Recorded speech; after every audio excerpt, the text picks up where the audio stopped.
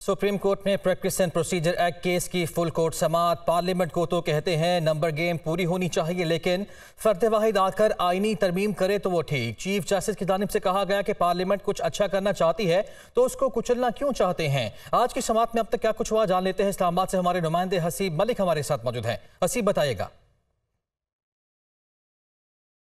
देखिए, ये practice and procedure act है जिसके ऊपर chief justice of Pakistan justice Qazi Faez Isa की सरबराही में फुल कोर्ट जो है वो समाअत कर रहा है। समाअत के आगाज़ में सदर सुप्रीम कोर्ट बार जो थे आबिद ज़ुबैरी वो रोस्टम पर आए और उनकी जानिब से दलाइल का आगाज़ किया गया। समाअत के आगाज़ पर अदालत की जानिब से ये रिमार्क्स दिए गए कि आज इस केस को सुन रहे हैं और कोशिश है कि इसको आज वाइंड अप किया जाए, क्योंकि इसकी वजह से दीगर जो केसेस हैं वो ज़ेर अल्तवा का शिकार हैं। आज 11 बजे तक आप इसको वाइंड अप करें, दलाइल दें, मुकम्मल करें और उसके बाद इसका फैसले की साइड पर हम लोग जाएंगे।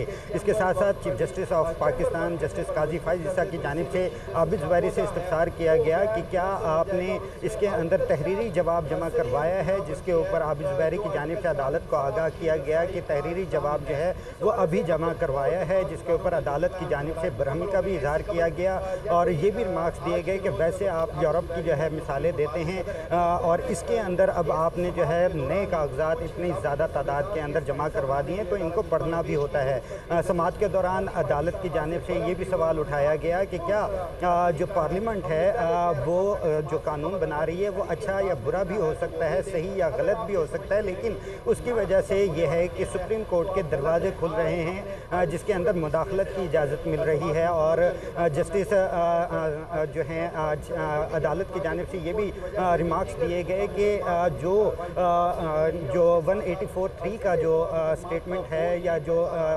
आर्टिकल इख्तियारात हैं उससे कैसे इंसानी हकूक़ की खिलाफ वर्जी हो रही है, जिसके ऊपर वकला की जानिब से कोई खातिर-खा जवाबात नहीं दिए गए। जो दूसरे दरख्वास्त गुजार थे उनके जो वकील थे अदनान खान वो अदालत में पेश हुए और उनकी जानिब से ये मौक़िफ़ इख्तियार किया गया कि जो सुप्रीम कोर्ट है उस सुप्रीम कोर्ट ऑफिस को बेकार किया जा रहा है, क्योंकि जो इख्तियारात और कानून सुप्रीम कोर्ट के अंदर जो उनके पर्सनल जो रूल्स हैं उनके अंदर जो मुदाखलत की जा रही है तो इससे आइंदा मुस्तकबिल के अंदर भी जो है इसका इम्पैक्ट नेगेटिव होगा, जिसके ऊपर चीफ जस्टिस की जानिब से रिमार्क्स दिए गए कि मुस्तकबिल की बात को छोड़ें, अभी फ़िलहाल इस कानून से कौन से इंसानी हकूक़ की खिलाफ वर्जी हो रही है। ठीक है, मामला भी ज़ेर समाअत है। आपने आगाह किया, हसीब आपका शुक्रिया अदा करेंगे। ऑफिशियल सीक्रेट एक्ट अदालत साइफर केस की अडयाला जेल में समाअत हुई। चेयरमैन पीटीआई और शाह महमूद कुरैशी पर 17 अक्टूबर को फर्द जुर्म आयद करने का फैसला हुआ है। साइफर केस में मुल्जिमान को चालान की कॉपियां तकसीम कर दी गई हैं। अगले मरहले में 17 अक्टूबर को मुल्जिमान पर फर्द जुर्म आयद की जाएगी। अदालत ने केस की समाअत 17 अक्टूबर तक मुलतवी कर दी है। और लाहौर के जिना हाउस पर हमले के मुकदमे का जेल ट्रायल का फैसला किया गया है। पंजाब हुकूमत ने मुल्जिमान के जेल ट्रायल का नोटिफिकेशन भी जारी कर दिया है। तमाम मुल्जिमान का ट्रायल लाहौर की सेंट्रल जेल में होगा। नोटिफिकेशन के मुताबिक थाना शादमान पर हमले और अस्करी टावर पर हमले के मुकदमे का ट्रायल भी जेल में होगा। बाकायदा तौर पर नोटिफिकेशन भी जारी कर दिया गया है। थाना शादमान पर हमले और जलाओ घेराव के मुकदमे का ट्रायल भी जेल में ही होगा। जिना हाउस पर हमले का मुकदमे का जेल में ट्रायल करने का फैसला हुआ है। पंजाब हुकूमत ने इस सिलसिले में बाकायदा तौर पर नोटिफिकेशन भी जारी कर दिया है। आगे बढ़ते हैं, फ़लस्तीन और इसराइल तनाज़े की बात कर लेते हैं। घुमसान की लड़ाई जारी है। हमास का ऑपरेशन तूफ़ानुल अक़सा इसराइल के लिए मुहलिक साबित। हमास के जंगजुओं के तीसरे रोज़ भी हमले जारी। हलाक इसराइलियों की तादाद 700 हो गई है, ऐसा बताया जा रहा है। हमलों में 2156 इसराइली ज़ख्मी भी हुए हैं। मुतादिद की हालत तशवीशनाक बताई जा रही है। फ़लस्तीनी जंगजुओं के इसराइली शहरों और कस्बों पर टारगेटेड हमले। हमास ने दर्जनों इसराइली फ़ौजियों और शहरियों को कैदी बना लिया है, ऐसा बताया गया। गैर की मीडिया की जानिब से इसराइल की गज़ब पर वहशियाना बमबारी 480 फ़लस्तीनी शहीद हुए हैं। फ़लस्तीन और इसराइल में घुमसान का रन। हमास के मिलिट्री विंग की कार्रवाइयों से इसराइल बौखला गया। तूफ़ानुल अक़सा ऑपरेशन में हज़ारों रॉकेट फायर किए गए। मुतअद्दिद इसराइली इलाके हमलों की जद में आए। ज़मीन, समंदर और फ़ज़ा से हमलों के बाद इसराइल के मुतअद्दिद शहरी और सरकारी एहलकार यरगमाल बना लिए गए। फ़लस्तीनी जंगजुओं ने इसराइली इलाकों में दाखिल होकर टारगेटेड हमले किए। इसराइल और फ़लस्तीन की जंग में लिबनान की तंजीम हिज़्बुल्लाह ने एंट्री देते हुए 3 इसराइली फ़ौजी चौकियों पर हमला किया। तीनों इसराइली फ़ौजी चौकियाँ मकबूजा शिबा फॉर्म्स में हैं। जवाब में इसराइली फौज की जानिब से लिबनान के सरहदी इलाकों पर रॉकेट हमले किए गए। दूसरी जानिब हमास के हमलों पर इसराइल ने जवाबी कार्रवाई करते हुए गजा पर बमबारी की, कई मकामात को निशाना बनाया। इसराइली फजाई हमलों से इमारतों को नुकसान पहुंचा। इसराइल ने गजा के लिए तमाम सप्लाई मुअत्तल करने का ऐलान किया। फ्यूल अशिया और बिजली की सप्लाई मुअत्तल कर दी। गजा रात भर इसराइली बमबारी से गूंजता रहा। इसराइली फौज ने गजा पर मुकम्मल कब्जा करने की धमकी दे दी। इसराइली हुकूमत ने 42 साल कमांडर ने हाल की हिलाकत की तस्दीक कर दी। इस्लामिक कॉन्फ्रेंस तंजीम ने फलस्तीनियों के खिलाफ इसराइली जारियत की मजम्मत की। OIC का कहना था कि आलमी बरादरी मुदाखलत करे और जारियत रुकवाए। इलाकाई अदम इस्तेहकाम की वजह इसराइल के फलस्तीनी इलाकों पर हमले हैं। एलानिये में मजीद कहा गया है कि आलमी बरादरी निहत्ते लोगों का तहफ़्फ़ुज़ करे। फलस्तीनी इलाकों से इसराइली कब्जा खत्म करवाने के लिए संजीदा सियासी अमल की जरूरत है। आगे बढ़ते हुए आपको बताएं कि नवाज शरीफ की क़यादत में मुल्किर इंतखाबी मुहिम पूरी क़ुव्वत से चलाएंगे। शहबाज शरीफ बहरानों से निकालने और अवाम की तवक्कुआत को पूरा करने में नवाज शरीफ ने हमेशा तारीखी किरदार अदा किया। खित्ते और दुनिया में उभरते संगीन बहरानों में पाकिस्तान का इत्तेहाद और मुआशरी मजबूती वक्त की अहम तरीन ज़रूरत है। 21 अक्टूबर को नवाज शरीफ की वतन वापसी पाकिस्तान के इत्तेहाद और मुआशरी मजबूती की तरफ अहम कदम साबित होगी। मुस्लिम लीग नून के सदर शहबाज शरीफ का पार्टी कारकुनान के नाम पैगाम जारी कर दिया गया है। नवाज शरीफ की क़यादत में मुल्कगीर इंतखाबी मुहिम पूरी क़ुव्वत से चलाएंगे। सिंध में नई सियासी इत्तेहाद की तैयारियां जारी हैं। ANP सिंध भी मुजवजा अलायंस का हिस्सा बनने पर रजामंद हो गई है। ज़राए की जानिब से इसी बारे मजीद क्या बताया गया है, ये जान लेते हैं मोहम्मद अरशद से। आगाह कीजिए।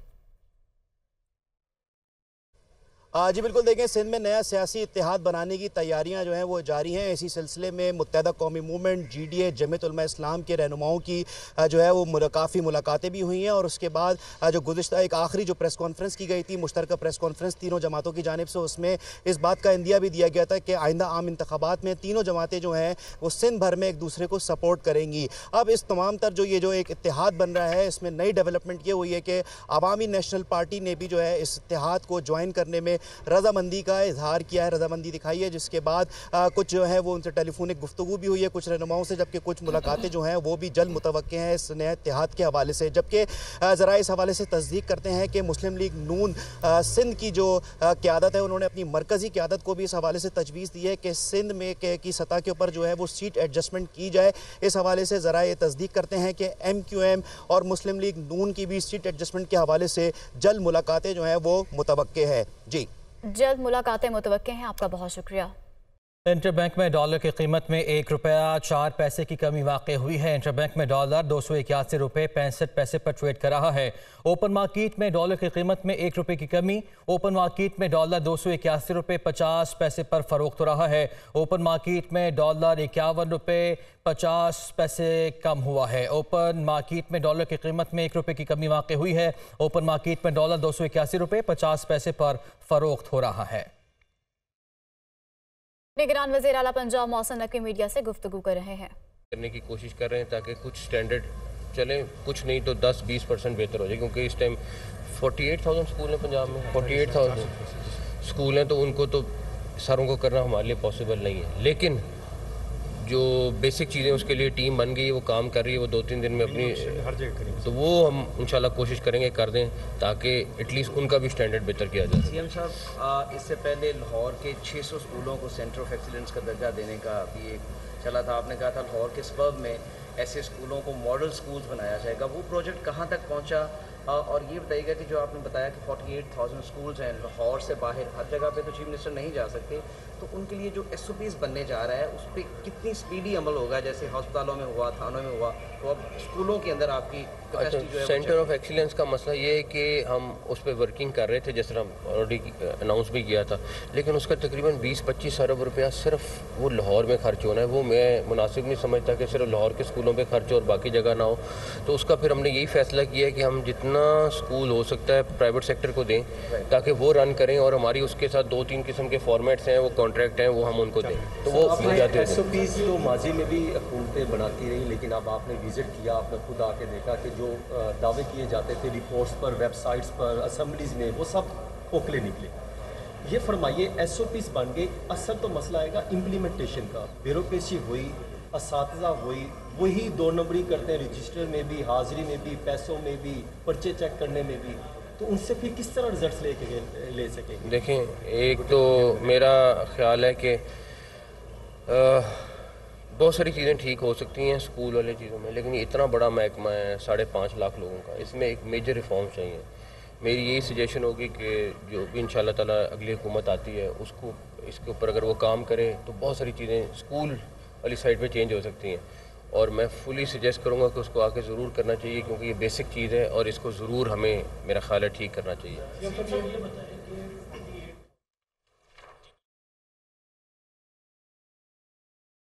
स्कूलों के मयार को बेहतर करने के लिए भरपूर कोशिश कर रहे हैं। निगरान वज़ीर आला पंजाब मोहसिन नकवी पायलट स्कूल में मीडिया से गुफ्तगू कर रहे थे। आगे बढ़ते हैं। खबर है सिंध हाई कोर्ट से। 10 से ज़ायद लापता अफराद की बाजियाबी की दरखास्तों की सिंध हाई कोर्ट में समाअत हुई। अदालत ने जबरी लापता अफराद के अहल खाना को मुआवजे की अदायगी दरखास्तों पर पेशरफ्त रिपोर्ट तलब कर ली है। बताया जाए कि अहल खाना को मुआवजा देने के लिए क्या इक़दाम किए जा रहे हैं। अदालत की जानिब से ये पूछा गया। 6 नवंबर तक लापता अफराद का सुराग लगाकर पेशरफ्त रिपोर्ट पेश की जाए। अदालत की जानिब से ये हुक्म भी दिया गया है। सिंध हाई कोर्ट में अहम केस की समाअत हुई है। लापता अफराद की बाजियाबी का ये मामला है। 10 से ज़ायद लापता अफराद की बाजियाबी की दरखास्तों पर सिंध हाई कोर्ट में समाअत हुई है। समाअत के अहवाल जान लेते हैं। कराची से हमारे नुमाइंदे लियाकत राना हमारे साथ मौजूद है। लियाकत, बताइएगा। देखें, सिंध हाई कोर्ट के जस्टिस नेमतुल्लाह पुलपोटो की सरबराही में कायम स्पेशल बेंच में लापता अफराद के मुकदमात की रोजाना की बुनियाद पर समाअत हो रही है। आज अदालत को बताया गया कि जो जबरी तौर पर लापता अफराद थे उनके अहले खाना को जो अदायगी नहीं हो रही उसके खिलाफ दरखास्त दी, जिस पर अदालत ने तफ्तीशी अफसरान से पूछा, सवाल किया कि आया बताया जाए कि इन लापता अफराद के अहले खाना को जो अदायगी की जानी है उसके लिए क्या इकदाम किए जा रहे हैं, और ये भी बताएं कि लापता अफराद का सुराग लगाने के लिए अब तक क्या किया गया है। तो तफ्तीशी अफसर ने कहा कि मुझे चूंकि अभी तफ्तीश मिली है लिहाजा मुझे मोहलत दी जाए, जिस पर अदालत ने लापता अफराद के लिए टास्क फोर्स को बनाने और उसके काम तेज करने की हिदायत की और इसके साथ साथ मुआवजे की अदायगी की भी हिदायत जारी कर दी। जी शुक्रिया आपका लियाकत। मैट्रिक के बोर्ड कराची में नताइज की तब्दीली का ये मामला है। दुनिया न्यूज़ ने तब्दील किए गए नताइज के रोल नंबर्स हासिल कर लिए हैं। तमाम नंबर्स मुख्तलिफ एजेंट्स की जानिब से कंट्रोलर को फराहम किए गए हैं। तफसीलात जान लेते हैं। एहसन चांडियो हमारे साथ मौजूद है। एहसन, इस सारे मामले का कहीं पर नोटिस लिया गया, इंक्वायरी शुरू हो गई?